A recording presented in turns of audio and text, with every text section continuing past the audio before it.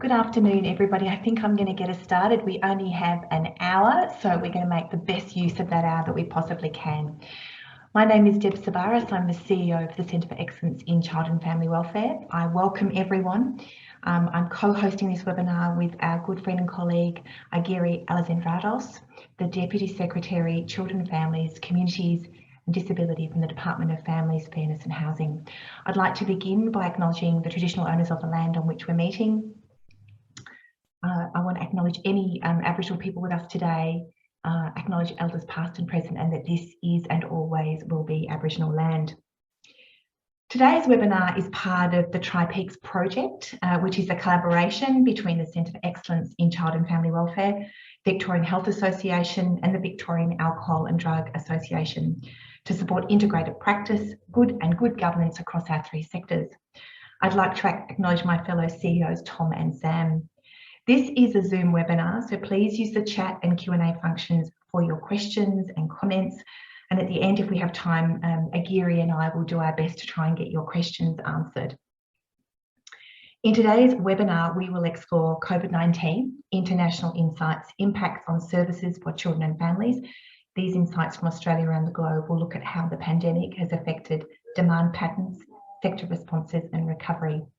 I'd like to make a short comment.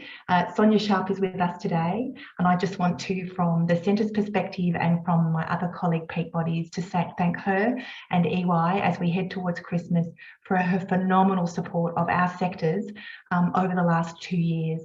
She's been wonderful, always available, and provided a lot of this information to us in a digestible and understandable way, and we will be forever grateful. So without further ado, I'm going to hand over to Agiri to take us through the session. Thank you, Deb, and good afternoon, everyone. And can I also begin by acknowledging traditional owners of the lands that we're all meeting across this state today. Pay my respects to elders past, present and emerging. So this is a fantastic opportunity, Deb, as you said, for us to hear some of these insights from Sonia and from Georgina from EY, because as you all know, the team at EY does get around and engages with many parts of the Australian jurisdictional landscape and the global landscape. So having these insights and being able to bring these insights to us is absolutely fantastic. So it's great to see so many of you joining us today, engaged as always in building our service responses that vulnerable Victorians need, and particularly now after nearly 2 years of living with the global pandemic, and as we hopefully shift fully into recovery in subsequent years and beyond. So today, Sonia and Georgie, to take us through the presentation, there will be time, as Deb said, for questions from all of you, and we'll get to those questions. And please use the chat functionality so that we can capture some of those questions. The session is being recorded, as Deb has also mentioned, so there'll be lots of opportunity for people to come back and listen to the presentation. So I don't want to say anything more than that, Deb, but really let's hand it over to Sonia and to Georgie to take us through the presentation. Welcome to both of you. Over to you, Sonia. Thank you very much, Agiri, and also Deb, for your very kind words. I must say you also do a stalwart job and really add so much value to this very special community, and it's been really important to hold us all together in this time. We would also like to begin by paying our respects to elders past, present and emergent from the Aboriginal and Torres Strait Islander community, and acknowledge our Aboriginal and Torres Strait Islander communities as the owners of this land. I'm joining you from the Wurundjeri people, so respects to everybody, and including Aboriginal and Torres Strait Islander colleagues who are joining us on the call today. What we're going to do in this session is we're going to do a very quick cant around the world and across Australia, and we're particularly going to focus on how has COVID-19 impacted services for children and young people? What are some of the solutions and trends that we're seeing around the world? How will Delta and Omicron variants continue to impact us? So a little bit of kind of, it is a little bit of crystal ball gazing there, because none of us really know for sure where we're going. That's one of the things we have learned, but we'll share with you what we do know.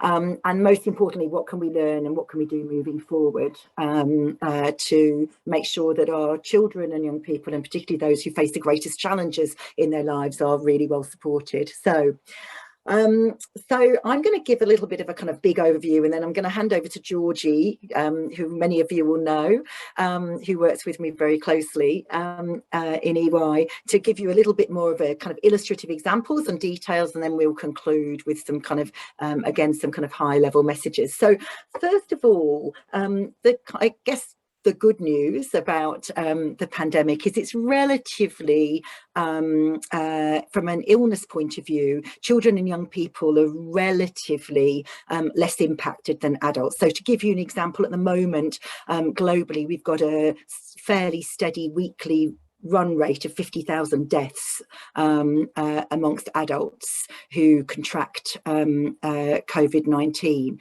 And yet globally, and by the way, we've had about just under 500 children and young people under the age of 19 who've passed away, 3 of whom were resident in Australia. And I must say, we will be sharing some numbers, and I just would like to say we must remember that every single number is a person, a loved one, a cared one, and every person who passes away as a result of COVID is a great tragedy.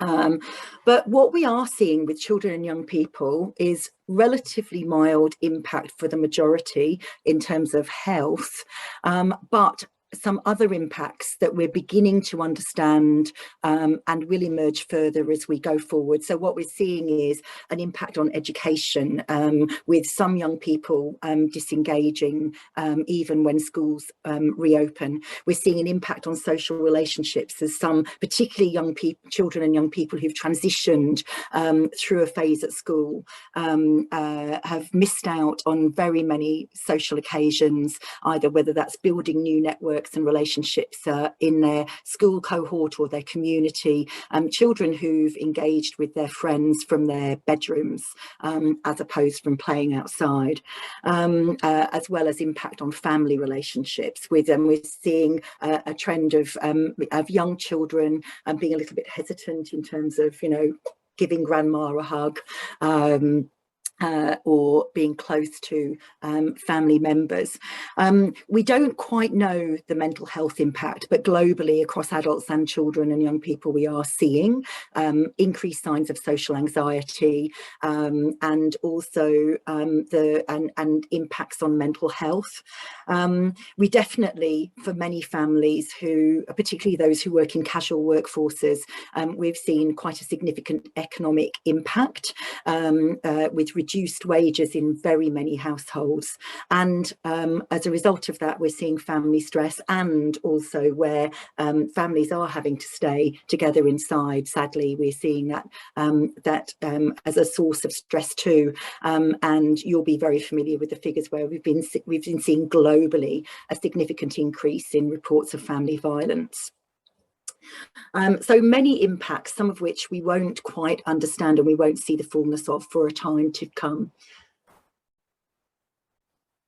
In terms of some numbers here, in Australia, about 22% of COVID-19 cases so far, mostly Delta variant, have impacted on children and young people. So currently about 60 to 70,000 children and young people have had COVID in Australia. And as I mentioned, sadly, 3 of those children have passed away. We've also seen about a 30% increase in calls to the kids helpline here in Victoria in the first 6 months of 2021 compared with the first 6 months a year ago. So we're seeing that increased pressure and stress in families and children and young people.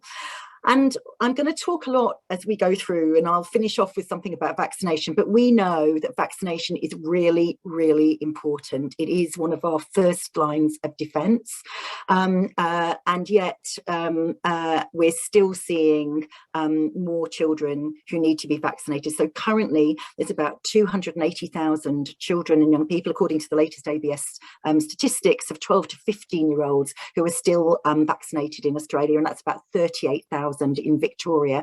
Now, I will say big call out to the child and family services sector, because there's a huge drive to make sure that all children who are vulnerable or known to child and family services are vaccinated, which is tremendous, and we must keep that effort up.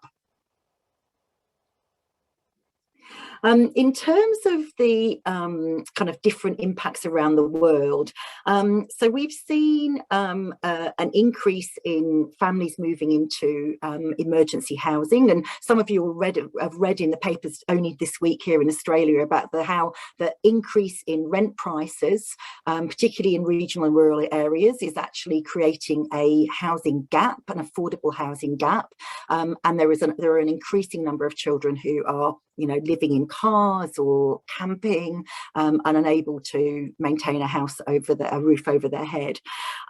We've also seen an increase in referrals for children and youth services during COVID-19 globally. So here's a statistic from Manchester, just to pick out one place, but a 35% of referrals overall.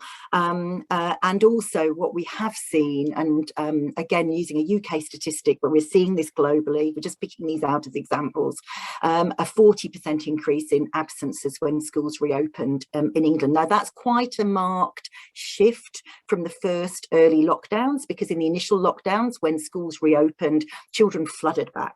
What we're seeing over time is this compounded impact where some children are remaining disengaged, and that of course is a concern for us.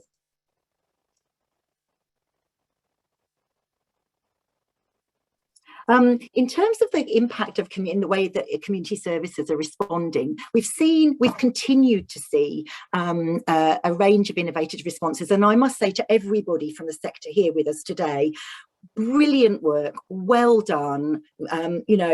We've shown such resiliency, such creativity with the workforce across Victoria, across Australia and around the world, really thinking creatively and innovatively about how we can continue to identify and support vulnerable children and their families during this time. So we're seeing greater collaboration across services than we've ever seen before, really effective ways of integrating, working together, working across different sectors, but also within and across communities. And we'll talk a little bit as we go through about hyperlocal services, which is an increasing trend where we're seeing small teams of professionals connecting together with community services and with volunteers within the local community to deliver services and continue to deliver services despite significant rates of COVID. We're seeing innovative service delivery solutions. So we're seeing walking meetings, so a big emphasis on the outdoor context for staying connected to children and young people. So garden meetings, doorstep meetings, amazing use of technology with new apps being developed all the time, and a provision of phones and iPads and laptops to families so that they can stay connected. And we've seen families really adopting this technology, and young people, children and young people as well, as a way of staying connected to the people that they're working with. And we've also seen some innovative workforce solutions too. And we're going to just talk a little bit in detail about some of these, give you a little taster of some of them. There are examples all the way around the world. So we'll just give you a little bit of a flavour of some of these. I'm going to hand over to Georgina now to take us through those. Georgie, off you go. Thanks, Sonia, and hello everyone. So to bring some of those areas to light a little, around the globe we have very much seen some creative solutions to the way that service systems are responding to COVID-19 and the pandemic. And it's interesting, you might recall, some of you who joined one of our webinars in 2020, there were a number of things occurring in 2020, and we're seeing a real evolution and deepening of some of those solutions in 2021 as well. So firstly, I suppose to bring some of these to life, in the around Europe and the UK and Ireland, we've seen quite a number of strategies for collaborating between public health and social care and community services teams. And so, for example, in Ireland, the public health emergency response team has been set up in close collaboration with health and social care providers. And whilst in the United Kingdom, there have been a number of initiatives to look at how social workers and community service providers can have even greater autonomy on decision making with over the children and families within their care, and there have been significant efforts to strip out the bureaucracy and processes that are needed, or have typically been needed to manage that. And bear with me 1 minute. I've got my own COVID child at home. If you give me 1 second. That's okay. Hey, I'll take over. So anyway, so the other thing we've seen is increased use of predictive analytics and data as a way of understanding what's going on, seeing signs of early issues, and being able to respond in a more targeted way where required. We've seen shifts to funding, and in particular that connects back to the greater autonomy. So we've also seen a trend where child and family services, social workers have been able to deliver direct payments to families without having to necessarily go through a difficult bureaucratic process. And we've also seen a wider range of support measures and financial support available to families. We've also seen a shift in communications, and one of the really exciting things is things like this, where people can communicate directly to everybody.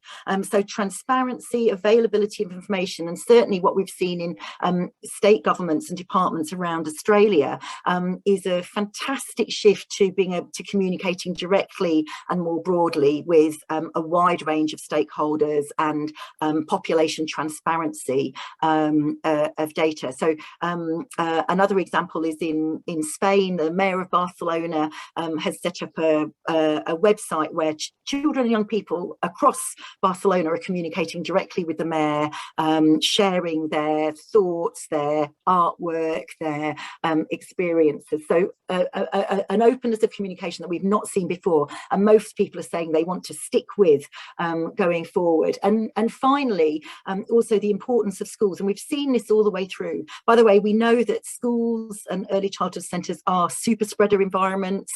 As soon as they reopen, 3 to 4 weeks after reopening, we see a surge of cases. That's a global trend.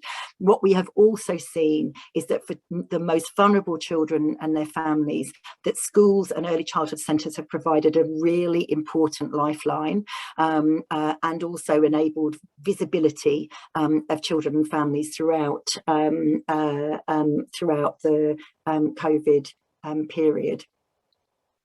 Georgie, are you able to resume? I'm back, thanks, Sonia. So if we delve a bit more into collaboration across services, and one of the things, I think there are two key trends that we are really seeing, and the first is very much around different strategies to integrate across service systems from a public health and community care perspective, and then also leveraging different community-based settings to support the services. So, for example, we're in terms of the way that service providers are collaborating and together, we you know, for instance, in New South Wales, you will have perhaps all been aware that the integrated care system there has really looked at how the public health response can collaborate with care providers and community services. Whilst in the UK, the Care Commission has looked at the way that they streamline governance and drive that from the children's vulnerable children's board at the highest level down to the local level, and leveraging different data and insights to support decision making about both practice around vulnerable children, but also through to whole of service system strategies.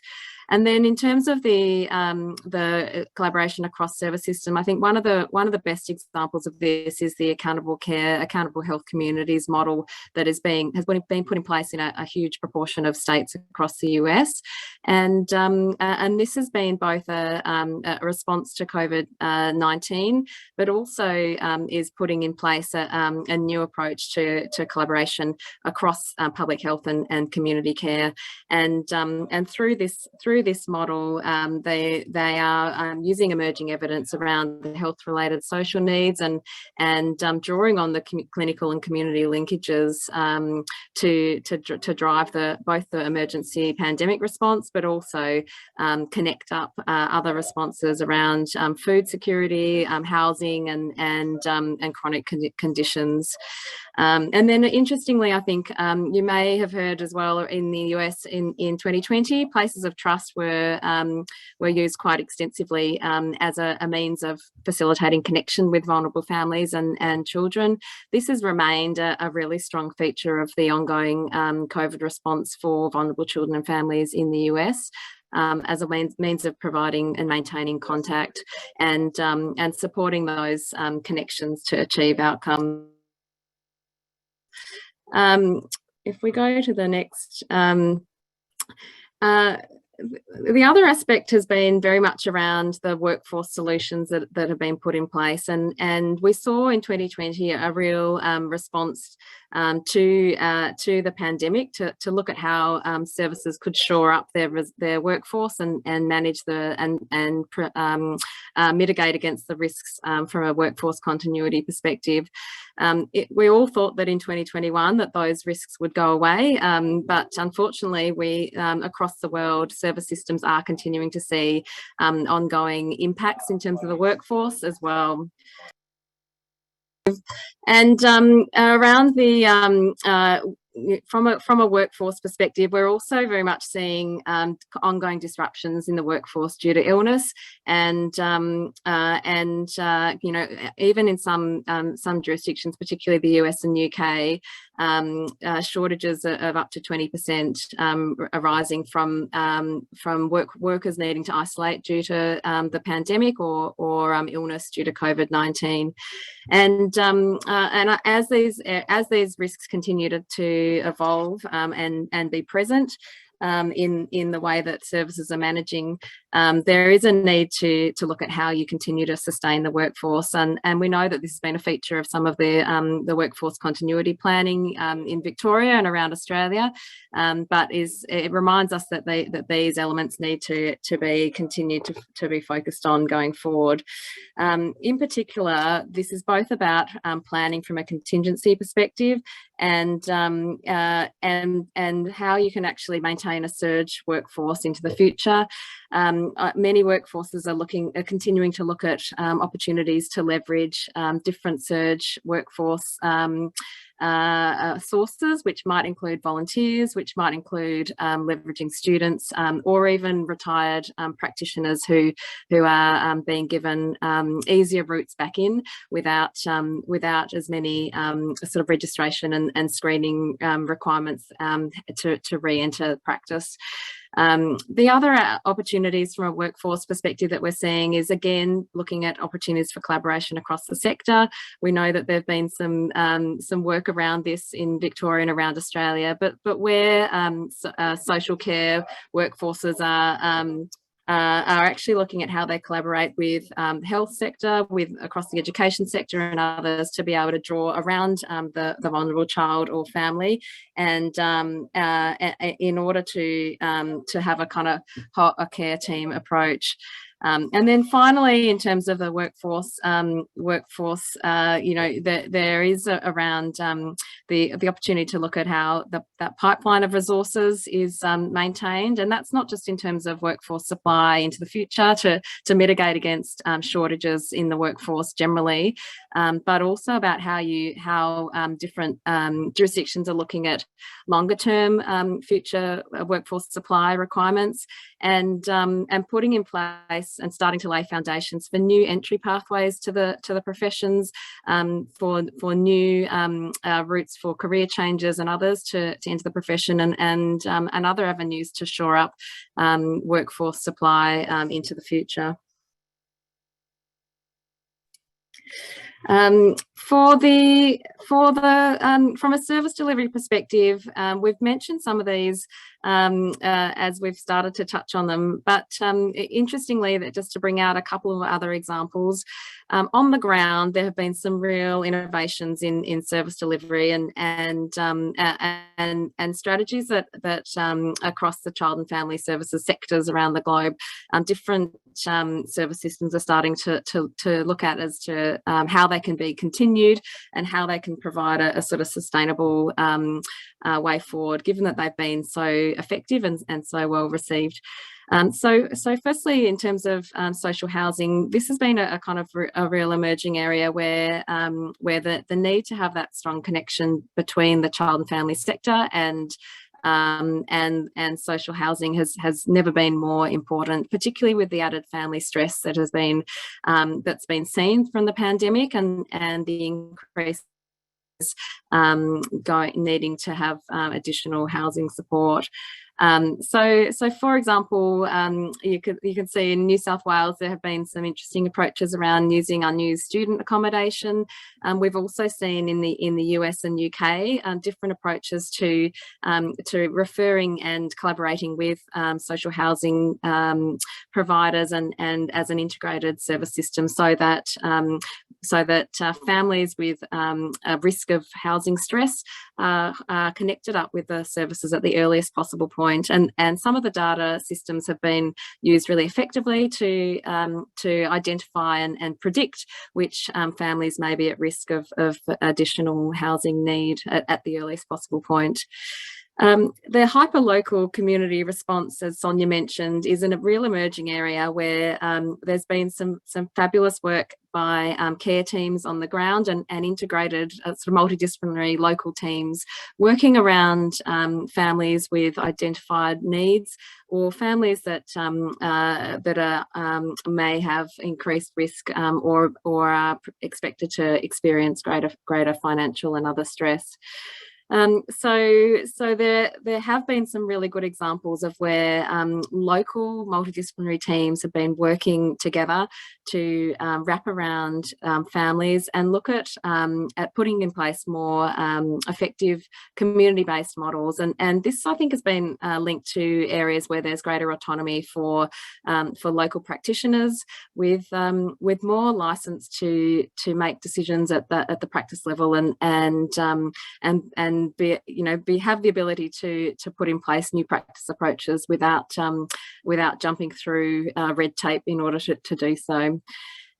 Some of the examples around the UK have been where local care teams and hyperlocal community teams have used a range of approaches to maintain face-to-face contact with families, using outdoor activities and a whole range of alternative communication mechanisms to maintain contact, particularly where there's high prevalence of COVID in the community and or growing risk for different parts of the vulnerable children and family cohorts. And also we saw in 2020 a really strong use of other strategies around food relief and delivery mechanisms to support families and using these avenues to maintain contact, to have doorstop meetings with families when food relief is being delivered. And these have continued. We've seen seen really strong examples of these, particularly around in the US and UK, but also more locally, South Australia has used this as an ongoing strategy through some of their shorter lockdowns, and Brazil as well has leveraged this approach quite consistently. When we look at technology, now certainly from 2020 onwards, technology has played a really strong role in the way that services are working with vulnerable children and families. And as many of you know as well, that this has played a significant role in Victoria and around Australia in providing more virtual forms of service delivery and connection.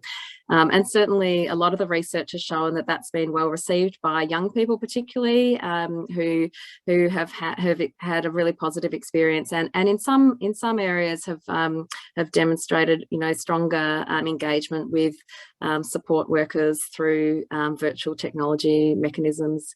But building even beyond virtual service delivery, we've also seen the use of technology and data to support client identification and proactive approaches to families, to predict and model demand on the service system, to look at the way that services can be delivered more flexibly, both through virtual means, but also analysing and looking at a range of strategies, and also for the kind of proactive monitoring of families as well.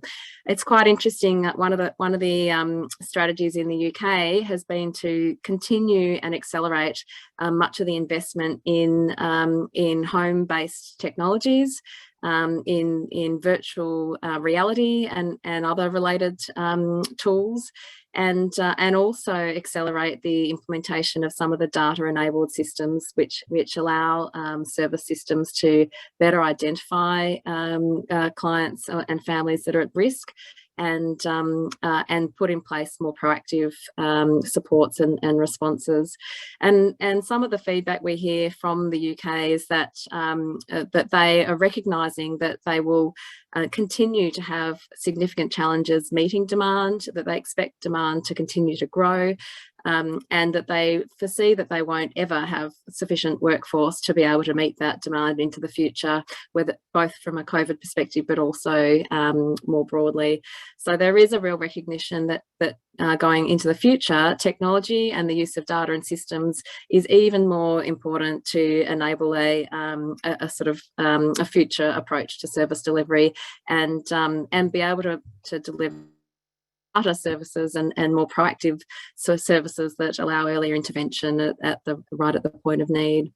A couple of the examples that we've found really interesting in the UK, an app has been put in place, the Shout app, you might have heard of it, which has really been designed as a safe way for young people or young people and adults to contact via text for confidential support for mental health challenges, and that's been used really effectively as a immediate de-escalation service, and interestingly staffed by trained volunteers, and that particular app has been seeing really widespread use and has had really effective, really good feedback on its impact. In the UK and the US, we're seeing quite a bit of investment in automated case management systems and the vulnerable person platform, which both are really looking at the way that digital technologies can be used to drive automation in the case management process, so that things like case histories and monitoring service interactions and needs from the family, and being able to prompt responses is being kind of really well utilised. And then also from the perspective of from the use of data to drive insights around need and risk, the vulnerable persons platform in the Hillsborough County in Florida is being used to help assess risk and need across the population and across families who are known to child protection and across the child and family service system. And through that, Florida County is able to much better identify families that are at risk of economic well-being and financial stress, and target their responses more effectively. And finally, in terms of the use of data in collection in care homes, there's a really interesting example in the northern Spanish region of Asturias, where they're using a digital system to collect real-time data from care homes, and this is helping decision makers plan and support resource allocation and the way that staff are utilised across services, and also having real-time data on the impact of COVID amongst residents and young people and staff, as well as monitoring the use of PPE and other requirements from a COVID perspective. So back to you, Sonia. Fantastic. Thanks, Georgie. Those were great. And I'm sure people on the chat and encourage you to post your own examples, because you will have examples. I must say that the workforce across Victoria has been incredibly ingenious in the approach. So let's collect our local examples and congratulate there as well. So what we're seeing is some really common trends, and we are seeing those globally. So then that notion of hyper local care has been a really powerful strategy, both in terms of local connectivity, but also the increase of volunteering, including from young people themselves. The notion of outdoor care, which has led to reduced tensions and improved relationships. It's kind of, I guess it's the outdoor equivalent of going for a McDonald's milkshake, or driving in the car while you're chatting to the child and their family, but also being able to connect visually. We've seen that reduction in bureaucracy as a real game changer, and many social workers and child and family workers around the world are saying, actually, this has been fantastic. Let's please not go back to relayering that bureaucracy, because what we've discovered is that we can be accountable for these things, but we can actually make these decisions ourselves. So greater delegation, which of course is empowering, and that's been estimated to release as much as 20% of worker time to be able to work directly with families. We've talked about technology enablers, and there's some fantastic examples there. We talked about integrated service delivery. We've talked about the importance of organisational and workforce resilience, and how we really need to bake that into the way that we work. So what we're seeing again, globally and nationally and locally, is that workforce well-being is on the agenda, thank goodness. We're paying as much attention to employee experience as we are to our client experiences, and we have to continue to do that, because we're going to continue to go through troubled, turbulent times for a little while, although I do finish with a note of hope. And also, of course, we must continue to be inventive, creative and resourceful in our approaches. If we go to the next slide. Just some, what I will say is that despite all of these new or different ways of working, the kind of outdoor working, different ways of connecting, however, we still need to be vigilant and connected. We cannot give up, and most of you, like ourselves, will have been deeply affected by the tragedy of little Arthur Lavinia Hughes in the UK. Terrible case with young boy who was brutally treated by his father and stepmother and passed away. And we, as the inquiry launches now, just this week, we know that there will be questions asked about the extent to which school closures, doorstep social care, and limited visibility, as well as increased family stress, played into this tragic case. So that kind of whole thing about, you know, what can we learn going forward as we adopt different ways of working, but making sure that we're still thoughtful and cautious and exercising the best judgment we can in the best interests of the child. So some kind of 5 key takeaways to finish off with. First of all, it's not over yet. I think a year ago, Deb, we were on one of these calls and I was saying that 2021 would be so much better.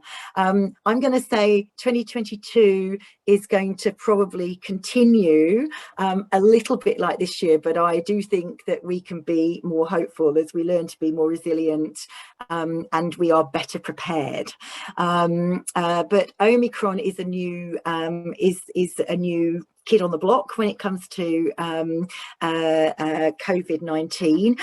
What we're seeing already is it's hugely infectious, so it's more infectious than anything we've seen before. It's got a natural R rating of 4, which means that for every person infected, they'll give it to 4 in a matter of seconds. Like, it really is extraordinary. It's kind of, we're seeing this kind of, they're calling it the stealth variant, because it seems to just sneak into places,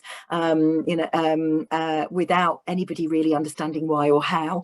The good thing is it seems to be in these initial phases, and hopefully that continues to be true, less impactful in terms of serious health issues. So with Delta, the average stay in hospital is 8.5 days. With Omicron, the average stay in hospital for those who end up in hospital, and fewer are ending up in hospital, is 2.5 days. And again, just the vaccination message, we're still seeing with Omicron, like with Delta, that those people who are double vaccinated and now triple vaccinated is really important in terms of Omicron, are less likely to get into hospital anyway. 13 times less likely to have serious impacts. We know that we've made a psychological shift and a practical shift to different ways of working that will stick with us. So let's look at how we can use those to our best effect in terms of being able to engage with remote workforces and different workforces that we might not have been able to engage with before. Let's make sure that we really integrate preventive measures and vaccinations. And the epidemiologists are saying to us loudly and clearly, the booster shot is not a booster shot. It is the 3rd shot that gives long-term immunity and also seems to be highly protective against new strains at the moment. So let's keep up with vaccination, ventilation and good hygiene measures. We cannot relax on those. We've got to build them into our DNA. Although we have uncertainty, we do have hope moving forwards. And the epidemiologists around the world at the moment are looking at Delta, they're looking at Omicron, and they're saying at the moment, on the basis of current information, that let's hope that Omicron is the virus dominant strain going forwards, because it is milder, and although a lot more of us will get it, and we can just expect that, so therefore we need to think about all those other things we've talked about, like workforce impacts. Nevertheless, this is a virus that seems to be doing what viruses do, lessening its hold, becoming less severe but more widespread, so more of the kind of the common flu. So there is some hope, but we do need to stay resilient. So we need to look out for each other. We need to look out for more vulnerable families and communities, and we need to be kind. We'll pause there.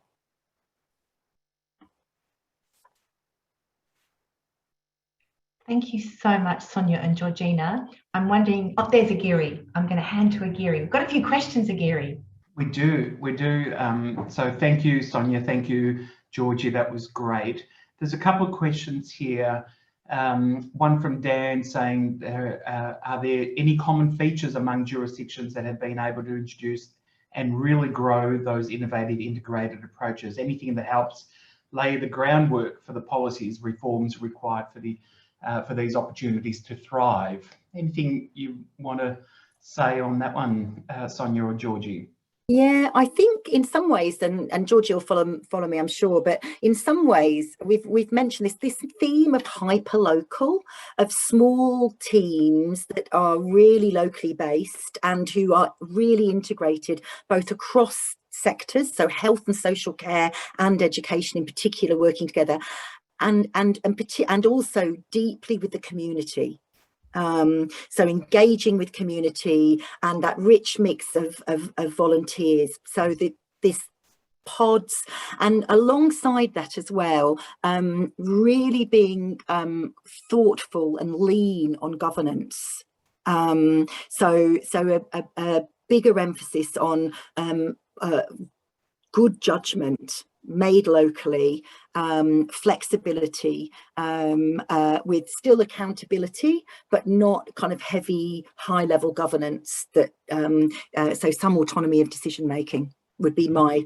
Yeah, that's a good one, Sonia. You've answered Jasmine's question, which went to that very issue. How do we reduce the bureaucracy, the red tape, maintain effective governance, monitoring and evaluation? But just lean it out, I think, is the point that you were making. Exactly. Yeah. What we've discovered is we don't need a lot of that stuff. We do need some, but we don't need as much as we've got at the moment. The other thing I would just add there as well is the other thing we've seen with the hyperlocal and this kind of integration of local service delivery and community and volunteers is that we're seeing that part of the success there is highly culturally representative and connected, approaches to service delivery, so much more attuned to local community need, with greater representation of community leaders, local community leadership. Terrific. Anything, Georgie, you want to add to that?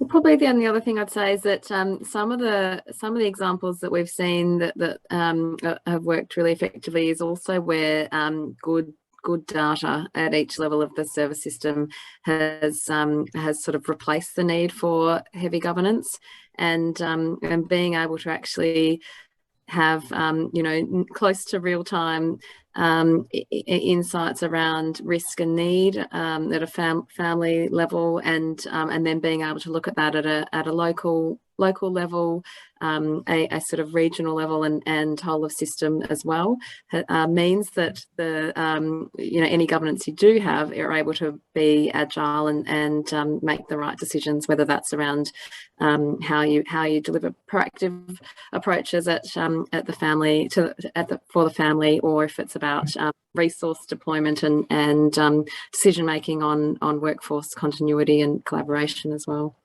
And I'm just going to add one more, apologies, which is the other thing as well is about, I was prompted by one of the comments in the chat, is the power of children and young people volunteering themselves, and how important that is for empowerment, agency, hopefulness. So in a time when many children and young people have felt really confined to their home alone, it actually gives our children and young people a purpose. And I'm always minded of the origins of the modern Olympic Games, which were originated in France to give young people a sense of purpose. And I think what we're seeing now is these community approaches providing a similar opportunity. Fantastic, Sonia. Not that I have anything against the French, but of course the original Olympics, where they were born. I know, absolutely, and they were the best. Indeed, of course.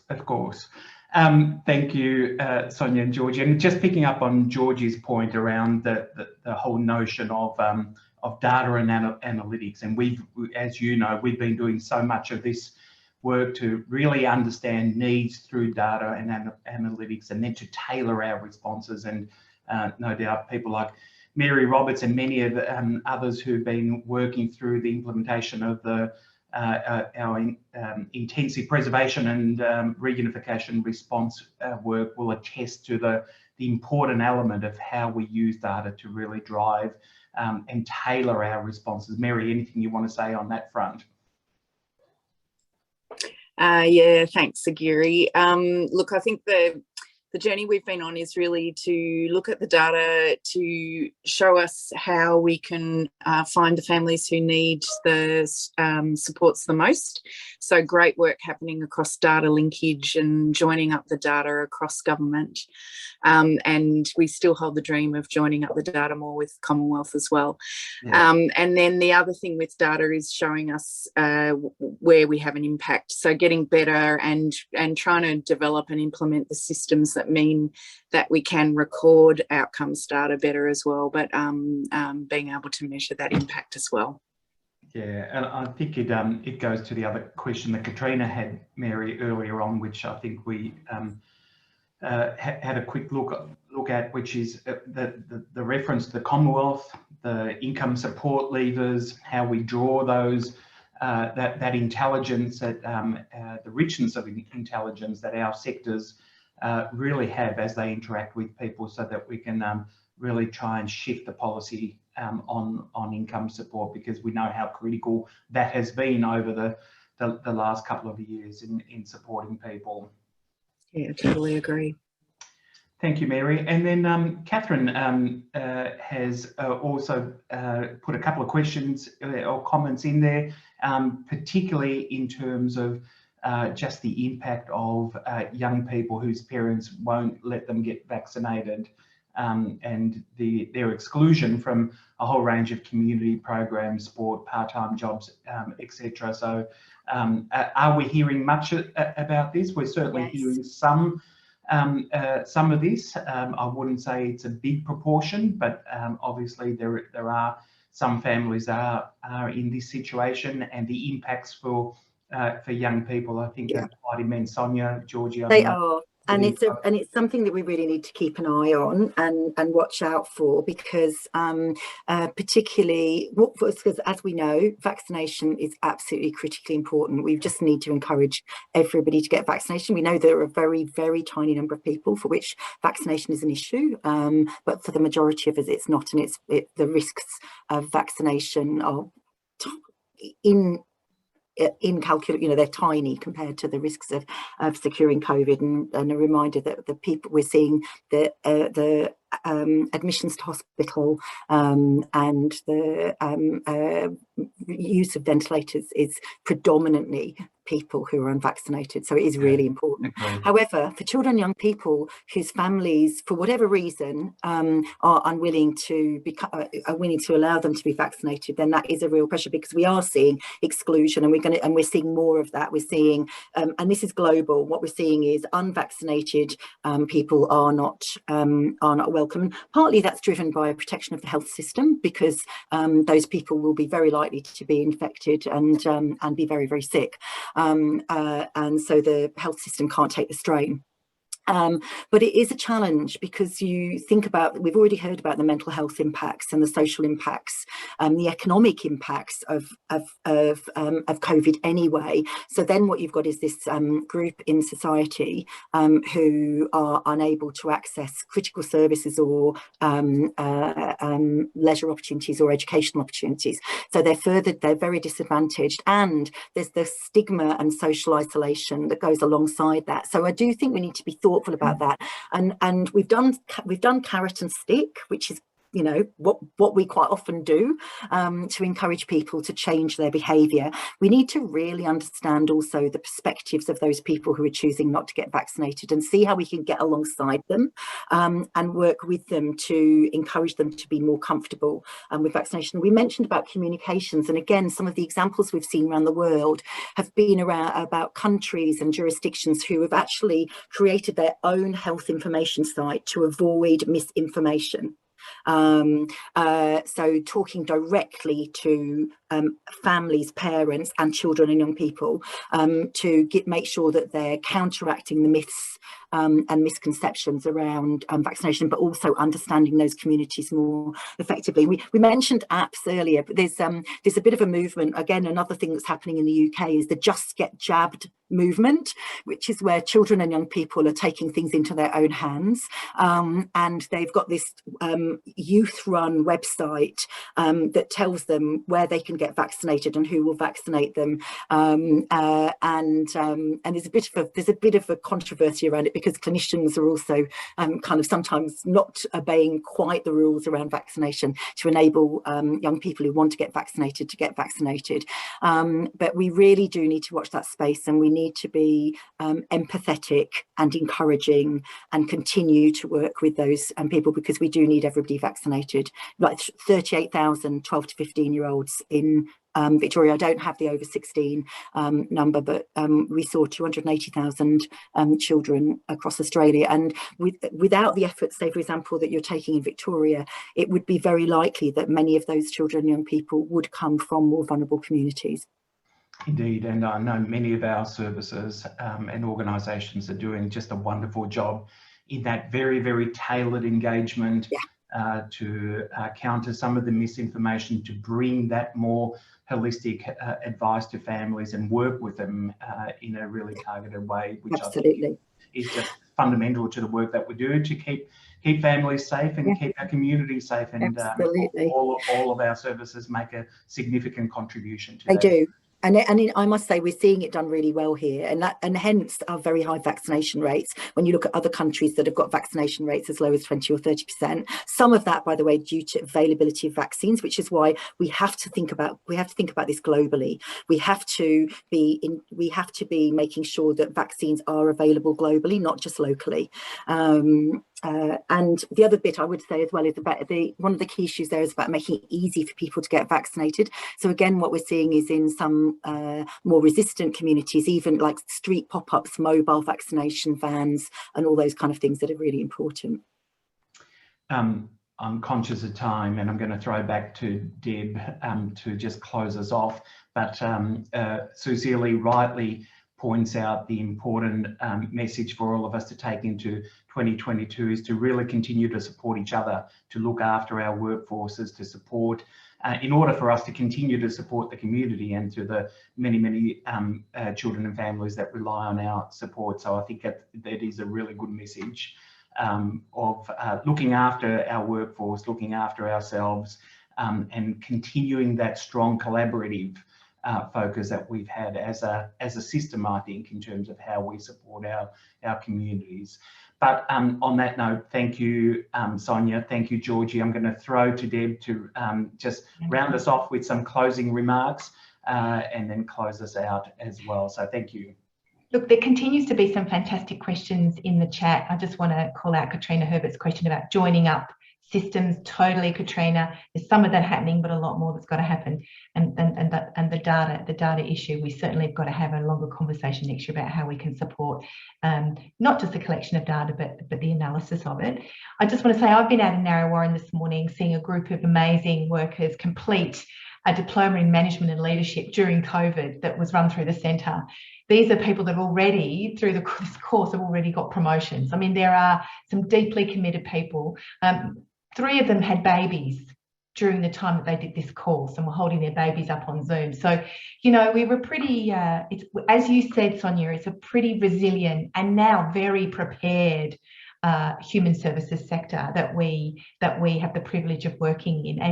And once we've had a little bit of a rest, I think we're all going to be raring to go again in 2022. So thank you all for coming. It's been a fantastic turnout for this part of this time of the year. Again, Sonia and Georgie, God bless you, and looking after children as well as presenting. You're remarkable. You know, seeing into the lives of mums and dads who are trying to look after their children while still giving a beautiful presentation here today. There is an evaluation at the end of this. Please complete the evaluation so we know whether you liked it or what more you want, or there are lots of questions that have come out of the session today. I'm sure there are other sessions that Sonia and I can try and plan for next year. We'll also send you a bit of analytics of what how we've gone this year with TriPeaks. We'll send that out as part of the pack. Thank you so much to Agiri and the team for letting us be part of this presentation and bringing it to you through TriPeaks. If I don't see any of you before Christmas, have a lovely one, and please take care, stay safe, and see you all again next year. Bye for now.